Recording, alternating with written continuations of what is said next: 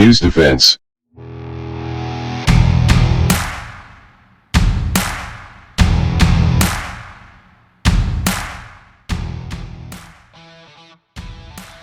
The discussion of the Landing Platform Dock (LPD) warship ordered by the Philippines, which is being built at Point PAL, Indonesia, is very interesting to discuss. Especially regarding the Philippines' trust in using LPD ships made by Point PAL, Indonesia. The next stage of making the Philippine LPD warship is a success in previous orders in 2015 and 2017.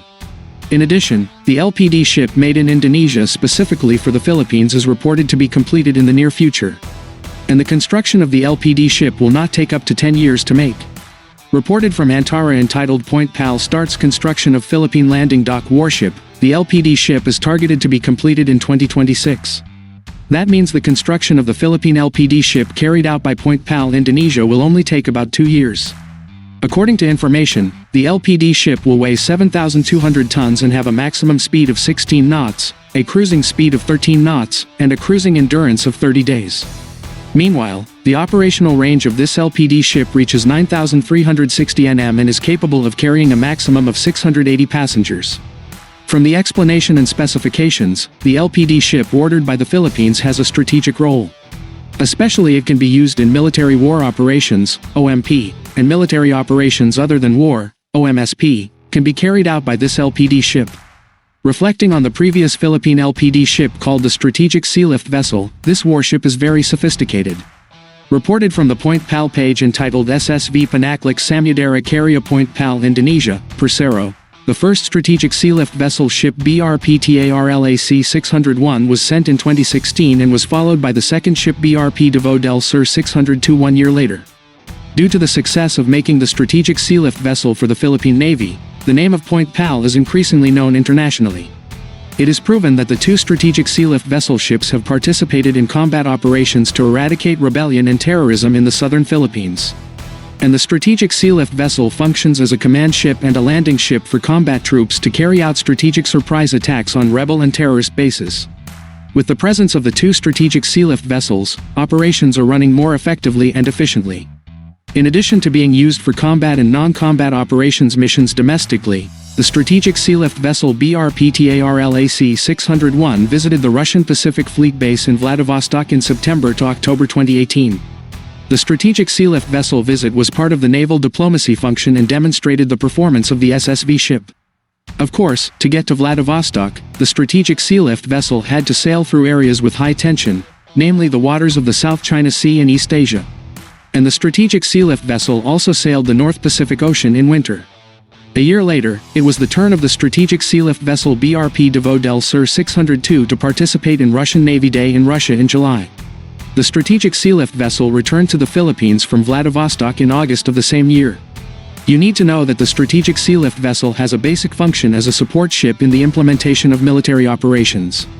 In modern naval warfare strategies, the strategic sealift vessel has strategic value because it is able to present a strategic surprise or surprise effect. Therefore, the strategic sealift vessel has the ability to quickly and massively deploy combat landing troops on the enemy's frontline coast.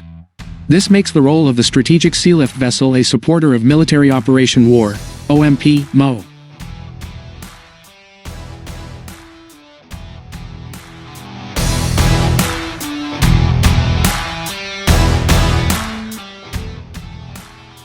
And in peacetime, the strategic sealift vessel can function in military operations other than war, OMSP, MOOTW.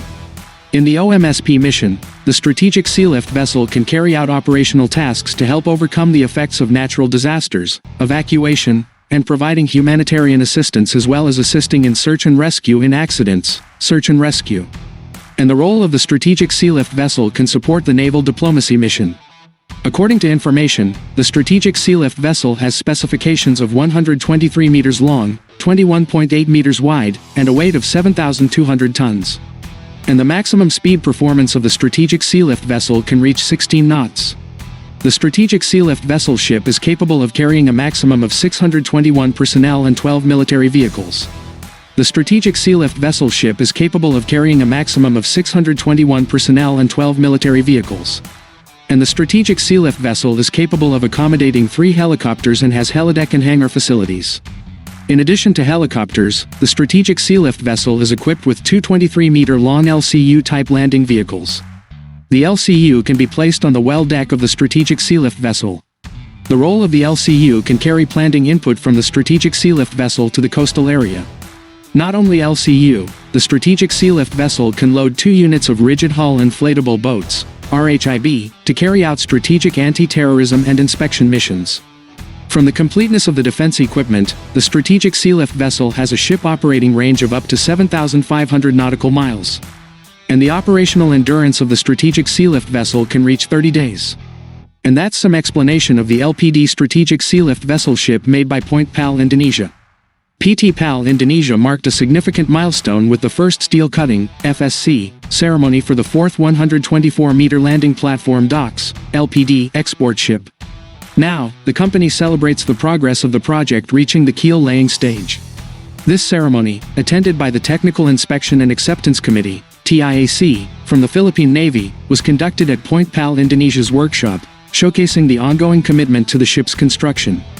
During the visit, PAL Indonesia's Chief Operating Officer, COO, Iqbal Fikri, General Manager of the Commercial Ship Division Supriyono, and Project Manager Parnento represented the company in welcoming the TIAC team led by Captain Leo Amore Vidal.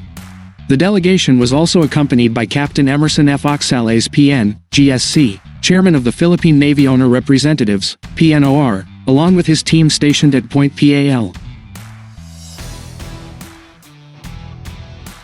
The keel laying ceremony was highlighted by the symbolic handing over of the keel laying coin for the second Philippine landing dock from COO Iqbal Fikri to TIAC Chairperson Captain Leo Amore Vidal.